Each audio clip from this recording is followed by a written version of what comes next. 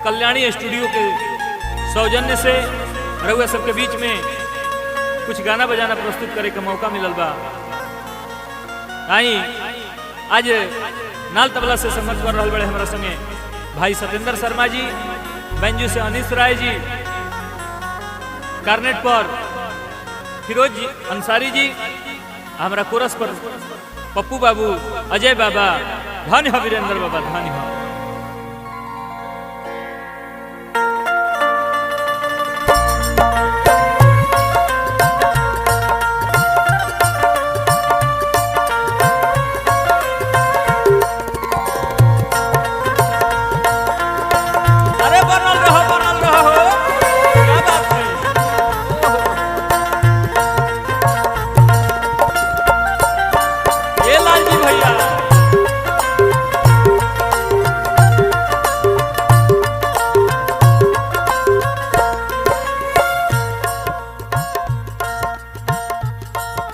जब गौनई बजनई होत रहा तो बड़ी शौक से लोग गाड़ी कप के जात रहा देखा खातिर महाराज।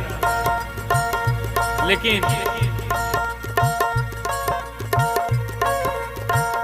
कैसन जमाना भइल, कैसन समैया, कैसन जमाना भइल, कैसन समैया, पहिले के ऐसन कहा होता गवनैया, पहिले के ऐसन कहाँ होता गवनैया। ऐसन जमाना भइल, ऐसन समैया, ऐसन जमाना भइल, ऐसन समैया, पहिले के ऐसन कहाँ होता गवनैया, पहिले के ऐसन कहाँ होता गवनैया।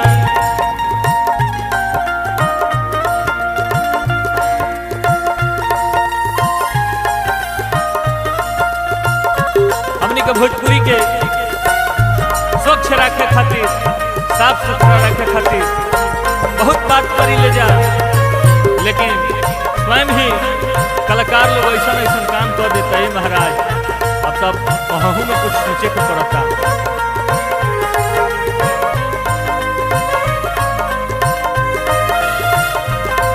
क्या बात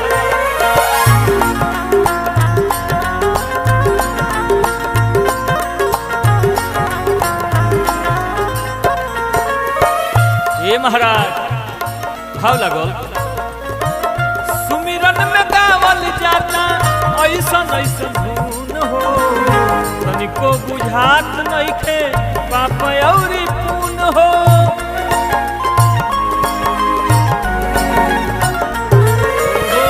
सुमिरन में गावल जाता ऐसन ऐसन धुन हो, तनिको बुझात नइखे पाप औरी पुन हो।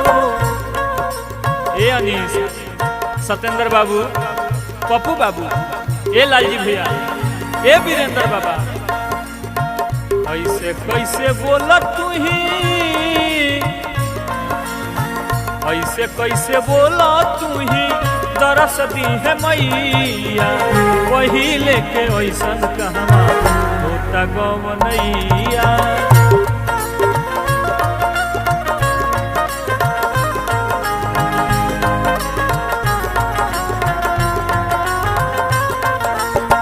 कैसे कैसे बोला तू ही, दरस दी है मैया, वही लेके ऐसन कहवा होता गवनैया।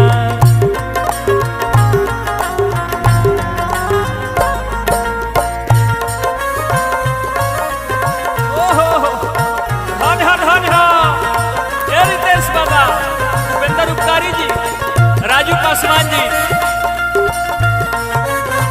बड़ा दुख के बात हो गइल बा। निमन निमन गवैया लोग के कोनो कदरे नइखे। आज तना हई डांस प्रोग्राम करे वाला कोई कलाकार बने, अब तो बुझाते नहीं खेले गम नहीं हो कि नाच हो। ए हो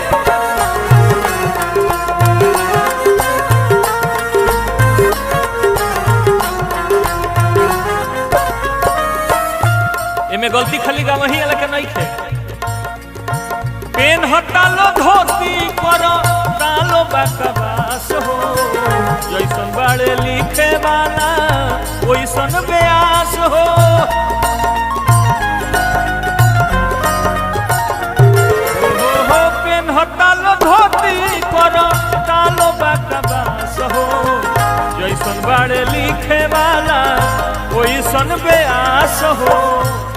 अनीस बाबू होता है सटे जावे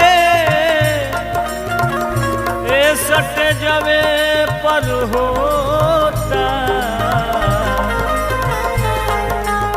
स्टे जावे पर होता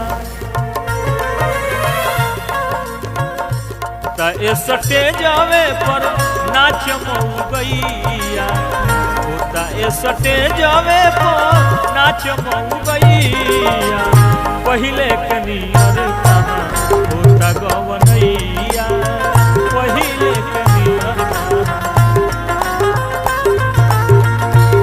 जय हो अरे धनी हो अनीस बाबू सतेंद्र हो ए पप्पू अजय बाबा ए वीरेंद्र बाबा लालजी भैया रितेश भैया भाव लागता पैसे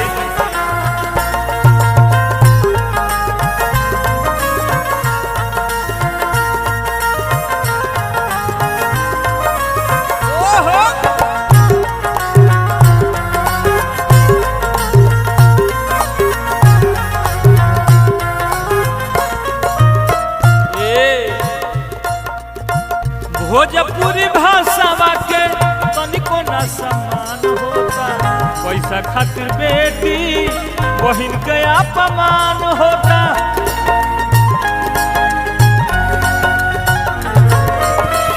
भोजपुरी भाषा के तनी न सम्मान होता पैसा खातिर बेटी मतारी के अपमान होता गाड़ी काहे नाही दी है लालजी सुनवैया गाड़ी काहे नाही दी है शैल सुनवैया पहिले कनियर कहाँ होता गवनैया ऐसन जमाना भइल ऐसन समैया पहिले कनियर कहाँ होता गवनैया पहिले